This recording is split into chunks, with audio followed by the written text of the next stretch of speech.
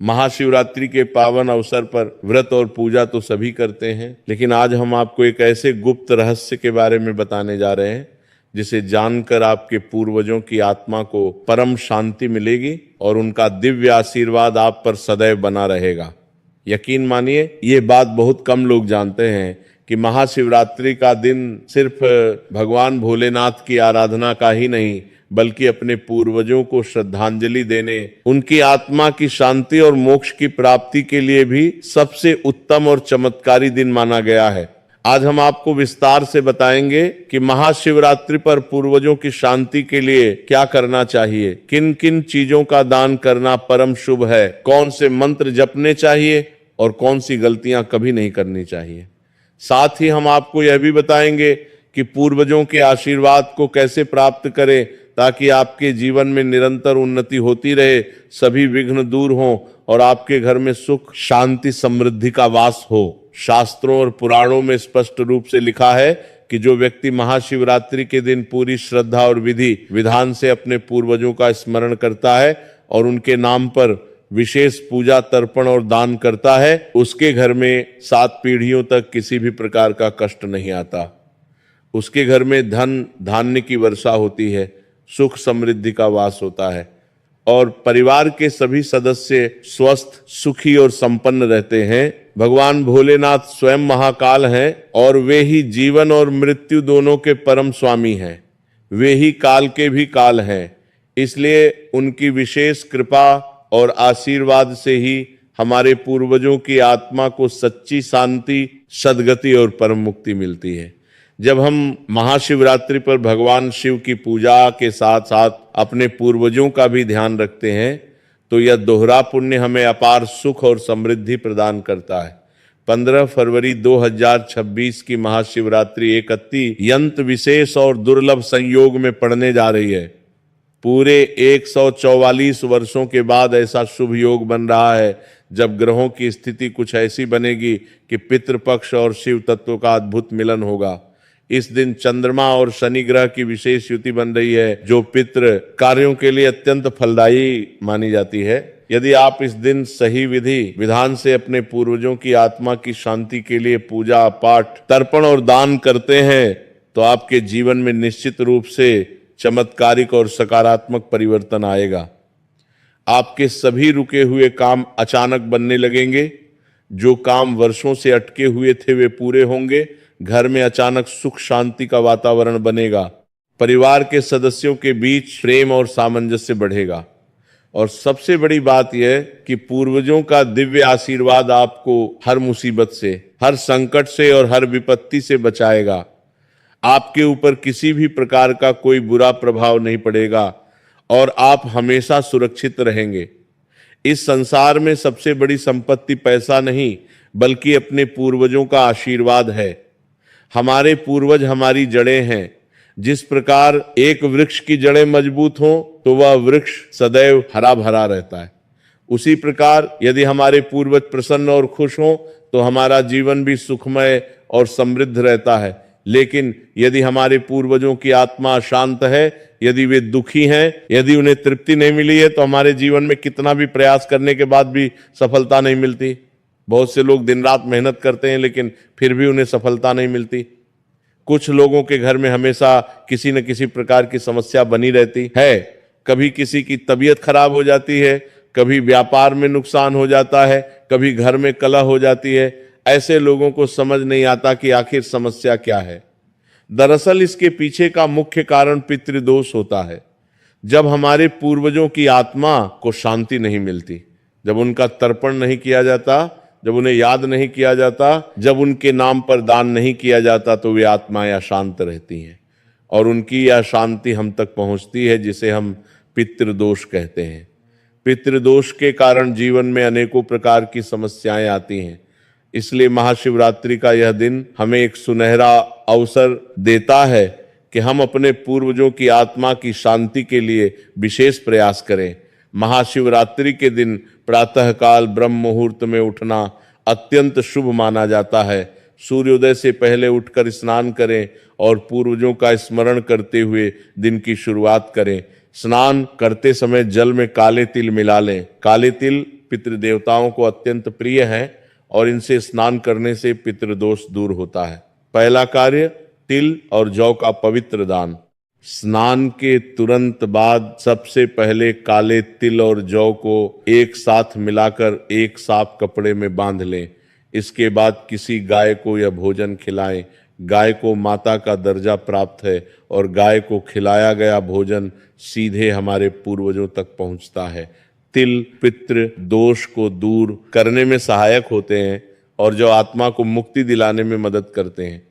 यह दान करते समय मन में अपने पूर्वजों का नाम लेकर यह प्रार्थना करें, हे मेरे पूर्वजों, यह दान आपकी आत्मा की शांति और तृप्ति के लिए है। आप प्रसन्न रहे और मुझे आशीर्वाद दें। यह दान करने से पूर्वजों को तृप्ति मिलती है और उनकी अशांत आत्मा को शांति मिलती है। साथ ही यदि आपके घर में पितृदोष के कारण कोई समस्या चल रही है तो वह भी धीरे धीरे समाप्त होने लगती है।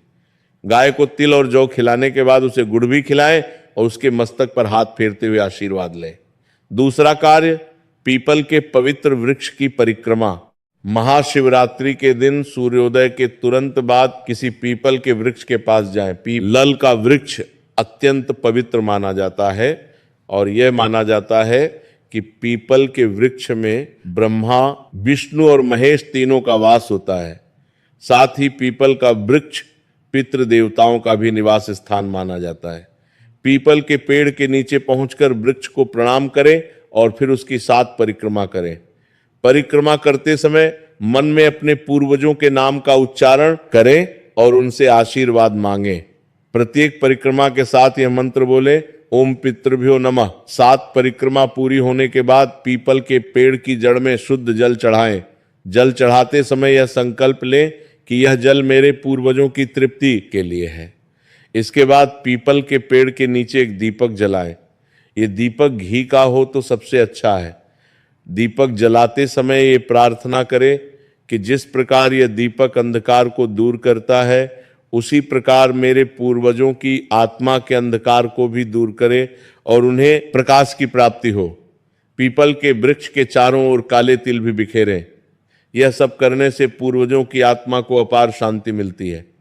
तीसरा कार्य, शिवलिंग पर विशेष अभिषेक। अब आप किसी शिव मंदिर में जाए या घर पर ही शिवलिंग की स्थापना करें। महाशिवरात्रि के दिन शिवलिंग का विशेष अभिषेक करना अत्यंत फलदायी होता है। लेकिन आज का अभिषेक केवल अपने लिए नहीं बल्कि अपने पूर्वजों के नाम पर करना है। सबसे पहले शिवलिंग को स्वच्छ जल से धो लें, फिर गंगा जल से अभिषेक करें। गंगा जल चढ़ाते समय यह कहें, हे महादेव, यह गंगा जल मेरे पूर्वजों की आत्मा की शुद्धि के लिए अर्पित है। इसके बाद दूध से अभिषेक करें और कहें, हे भोलेनाथ, यह दूध मेरे पूर्वजों को तृप्ति प्रदान करे। फिर दही से अभिषेक करें, फिर शहद से, फिर घी से और अंत में शक्कर या गुड़ से। यह पंचामृत अभिषेक कहलाता है। पंचामृत अभिषेक के बाद फिर से गंगा जल से शिवलिंग को स्नान कराएं। इसके बाद बेलपत्र चढ़ाएं। बेलपत्र हमेशा 3 पत्तों वाला होना चाहिए। बेलपत्र चढ़ाते समय यह मंत्र बोले, ओम नमः शिवाय पितृणा मुक्तिं देहि। इसका अर्थ है, हे शिव, मेरे पूर्वजों को मुक्ति प्रदान करें। कम से कम 11 बेलपत्र अवश्य चढ़ाएं। इसके बाद शिवलिंग पर चंदन का लेप लगाएं, धूप दीप जलाएं और अक्षत चढ़ाएं। फिर भगवान शिव को सफेद फूल अर्पित करें। विशेष रूप से धतूरे का फूल और आग के फूल भगवान शिव को अत्यंत प्रिय हैं। इन फूलों को चढ़ाना न भूलें। अंत में नैवेद्य चढ़ाएं जिसमें फल, मिठाई और पंचामृत हो। चौथा कार्य, काले वस्त्र और कंबल का महादान। महाशिवरात्रि के दिन प्रातःकाल किसी गरीब, जरूरतमंद या ब्राह्मण को काला कंबल या काले रंग का वस्त्र दान करना पितृदोष को दूर करने का सबसे प्रभावी और चमत्कारी उपाय माना गया है। यह दान अपने पूर्वजों के नाम पर करना है। काला रंग शनिदेव और पितृ देवताओं से विशेष रूप से जुड़ा हुआ है। शनिदेव देव पितृकारक ग्रह है और वे ही पितृदोष के कारण होने वाली समस्याओं को नियंत्रित करते हैं। इसीलिए काले रंग की वस्तुओं का दान करने से शनिदेव प्रसन्न होते हैं और पूर्वजों की आत्मा को शांति मिलती है। दान करते समय यह संकल्प बोले, यह दान मैं अपने पूर्वजों उनके नाम लें कि आत्मा की शांति और मुक्ति के लिए कर रहा रही हूं। उनकी आत्मा को सद्गति मिले और वे मुझे आशीर्वाद दें। दान के साथ कुछ दक्षिणा भी अवश्य दें। यदि संभव हो तो काले तिल का तेल, काली दाल और लोहे की कोई छोटी वस्तु भी दान में दें। पांचवां कार्य, ब्राह्मण या गरीब को भोजन। महाशिवरात्रि पर अपने पूर्वजों के नाम पर किसी ब्राह्मण या गरीब व्यक्ति को भोजन कराना अत्यंत पुण्यकारी माना गया है। शास्त्रों में कहा गया है कि ब्राह्मण को दिया गया भोजन सीधे देवताओं और पितरों तक पहुंचता है। भोजन में विशेष रूप से खीर, पूरी, चने की सब्जी, हलवा और मौसमी फल अवश्य शामिल करें। भोजन पूरी तरह से शुद्ध और सात्विक होना चाहिए। भोजन कराने से पहले थाली में भोजन का एक कौर निकालकर गाय को खिलाएं या किसी पवित्र स्थान पर रख दें। यह कौर पितरों के लिए होता है। भोजन कराते समय ब्राह्मण या जिस व्यक्ति को भोजन करा रहे हैं उससे विनम्रता पूर्वक कहें, आज यह भोजन मेरे पूर्वजों के नाम पर है, कृपया उन्हें याद करते हुए भोजन ग्रहण करें और उनकी आत्मा की शांति के लिए प्रार्थना करें। भोजन के अंत में ब्राह्मण को दक्षिणा, वस्त्र और यथासंभव कुछ अनाज भी दान करें। ऐसा करने से पूर्वजों को भरपूर तृप्ति मिलती है और उनका आशीर्वाद आप पर बना रहता है। सूर्य जब आकाश के मध्य में हो यानी दोपहर का समय पितृ कार्यों के लिए विशेष माना जाता है। इस समय को अपराह्न काल भी कहते हैं और यह समय पितृ तर्पण के लिए सर्वश्रेष्ठ माना गया है। छठा कार्य, पवित्र नदी या तालाब में तर्पण। यदि आपके घर के पास कोई नदी, तालाब या जलाशय है तो वहां जाकर अपने पूर्वजों का तर्पण अवश्य करें। तर्पण एक अत्यंत पवित्र और महत्वपूर्ण पितृ कार्य है। यदि किसी कारणवश नदी या तालाब पर जाना संभव नहीं है तो घर पर ही किसी बर्तन में शुद्ध जल भरकर तर्पण किया जा सकता है। तर्पण के लिए काले तिल, जौ, सफेद फूल और कुश घास की आवश्यकता होती है। एक तांबे के लोटे में जल भरें और उसमें काले तिल और सफेद फूल डाल दें। दक्षिण दिशा की ओर मुख करके खड़े हों क्योंकि दक्षिण दिशा पितृलोक की दिशा मानी जाती है। अपने दाहिने हाथ में कुश घास लें और बाएं हाथ से लोटे का जल धीरे धीरे नीचे गिराते हुए यह मंत्र बोले, ओम पितृभ्य स्वधाय स्वाहा, ओम पितामहेभ्य स्वधाय स्वाहा, ओम प्रपितामहेभ्य स्वधाय स्वाहा। यह मंत्र 3 पीढ़ियों के पूर्वजों के लिए है, पिता, दादा और परदादा। इसी प्रकार माता की ओर से भी तर्पण करें। ओम मातृभ्य स्वधाय स्वाहा, ओम पितामहीभ्य स्वधाय स्वाहा, ओम प्रपितामहीभ्य स्वधाय स्वाहा। तर्पण करते समय अपने पूर्वजों के नाम भी लें और उनसे प्रार्थना करें कि वे तृप्त हों और आपको आशीर्वाद दें। 7वां कार्य, पिंडदान की महिमा। यदि संभव हो तो महाशिवरात्रि के दिन पिंडदान अवश्य करें।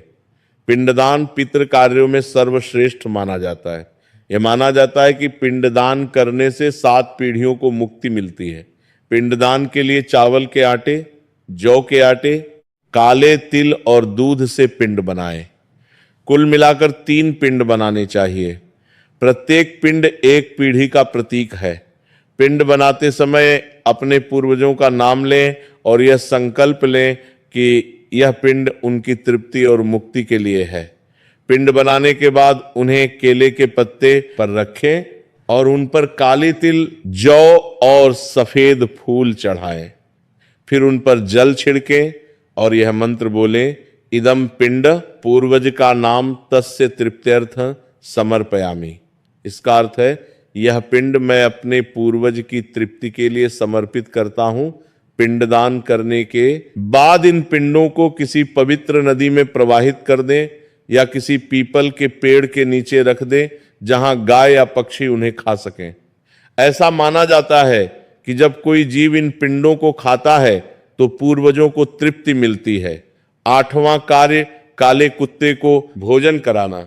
यह एक बहुत ही विशेष और गुप्त उपाय है जो बहुत कम लोग जानते हैं। शास्त्रों और तांत्रिक ग्रंथों में स्पष्ट रूप से लिखा है कि काला कुत्ता यमराज का वाहन है और यमराज ही मृत्यु के देवता और पितृलोक के स्वामी हैं।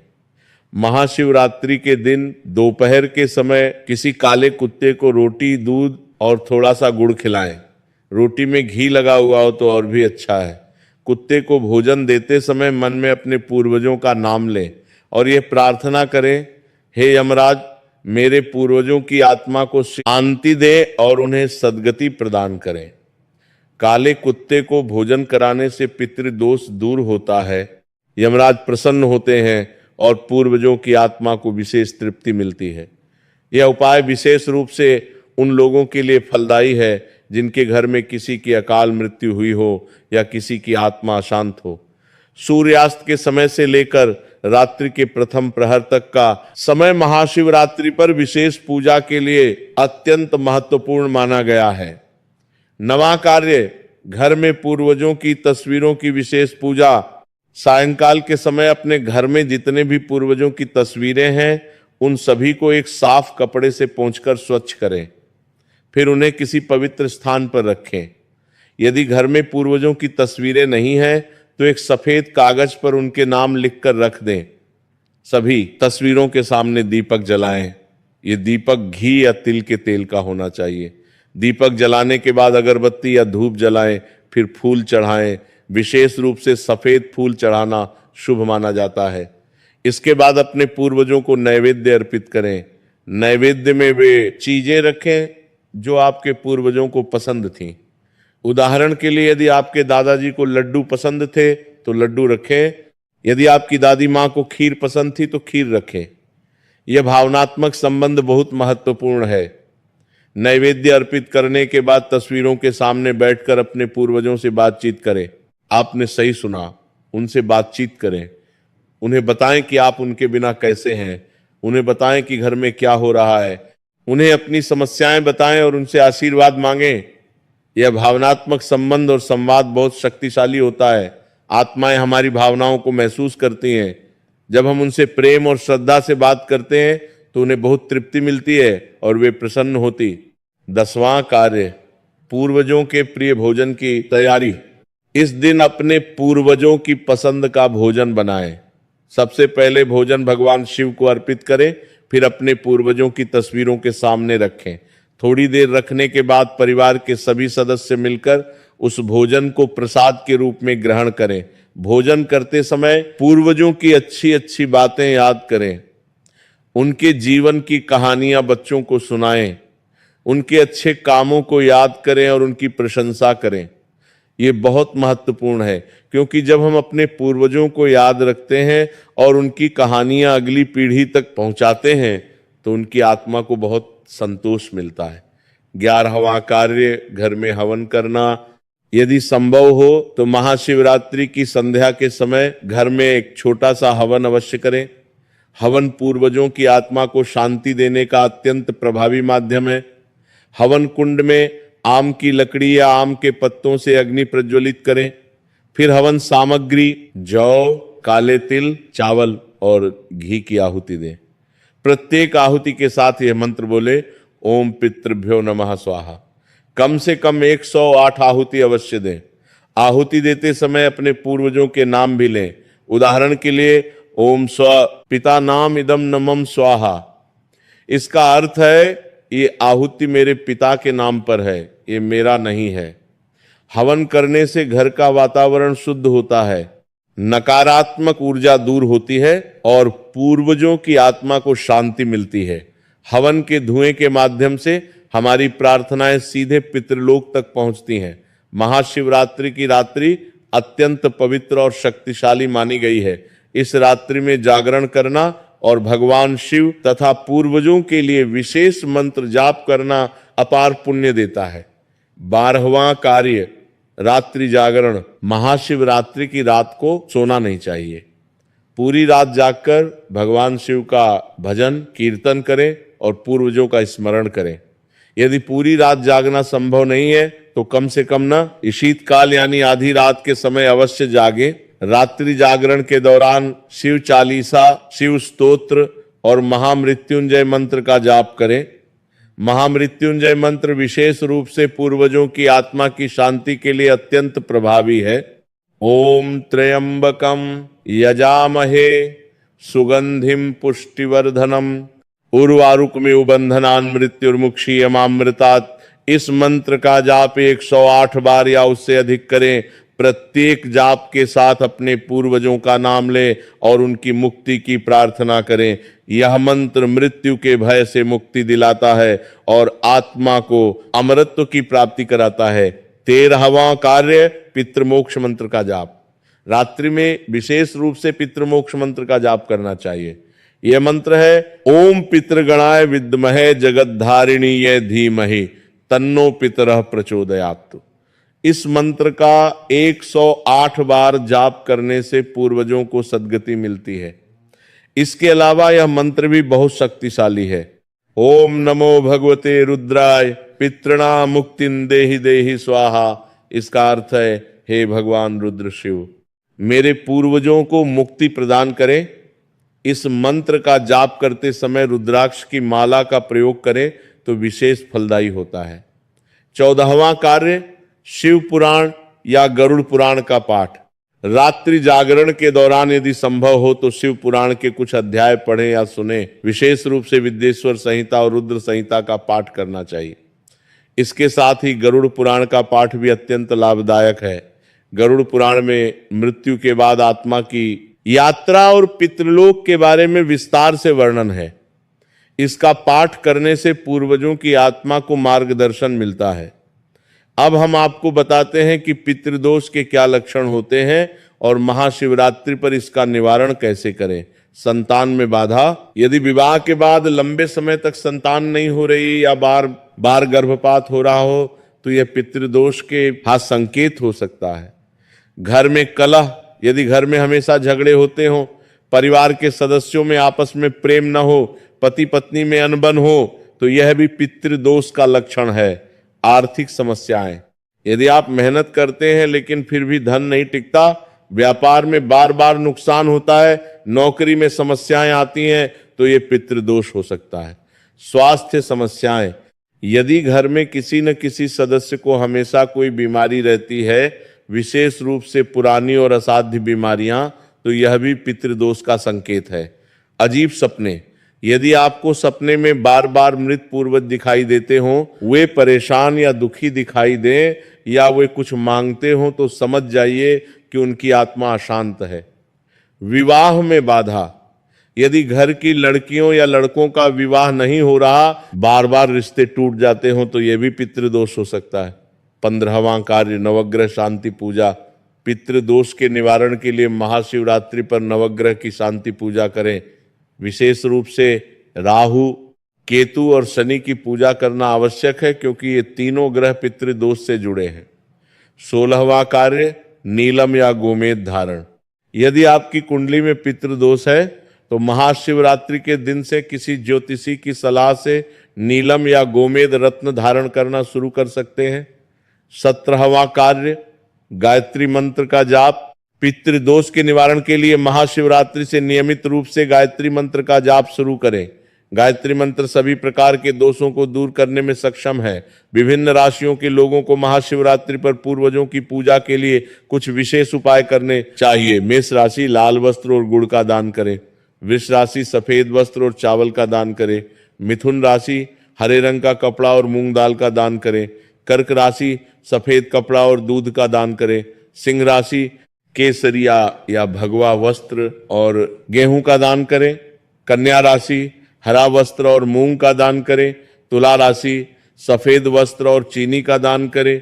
वृश्चिक राशि लाल वस्त्र और मसूर दाल का दान करें। धनु राशि पीला वस्त्र और चने की दाल का दान करें। मकर राशि काला वस्त्र और काली उड़द दाल का दान करें। कुंभ राशि नीला वस्त्र और तिल का दान करें। मीन राशि पीला वस्त्र और बेसन का दान करें। अब हम आपको बताते हैं कि महाशिवरात्रि पर पूर्वजों से संबंधित कौन से कार्य बिल्कुल नहीं करने चाहिए। पहली गलती, पूर्वजों की निंदा या अपमान। महाशिवरात्रि के दिन कभी भी किसी भी परिस्थिति में अपने पूर्वजों की बुराई, निंदा या आलोचना न करें। यदि आपके पूर्वजों ने जीवन में कोई गलती भी की हो, यदि उनका व्यवहार ठीक नहीं था, तो भी इस दिन उन्हें क्षमा करें और उनके अच्छे कामों को ही याद रखें। पूर्वजों की निंदा करने से उनकी आत्मा को अत्यंत कष्ट होता है और वे आपसे नाराज हो जाती हैं। इससे पितृदोष और भी बढ़ जाता है। दूसरी गलती, पूर्वजों को भूल जाना। बहुत से लोग महाशिवरात्रि पर भगवान शिव की तो पूजा करते हैं, लेकिन अपने पूर्वजों को याद ही नहीं करते। ये बहुत बड़ी गलती है। इस दिन अपने पूर्वजों को अवश्य याद करें, उनका नाम लें और उनके लिए प्रार्थना करें। तीसरी गलती, घर के बड़ों का अपमान। महाशिवरात्रि के दिन अपने माता पिता, दादा दादी या परिवार के किसी भी बुजुर्ग से बहस या झगड़ा न करें, उनका सम्मान करें और उनका आशीर्वाद लें। यह दिन पूर्वजों के सम्मान का दिन है, इसीलिए जीवित बुजुर्गों का भी सम्मान करना आवश्यक है।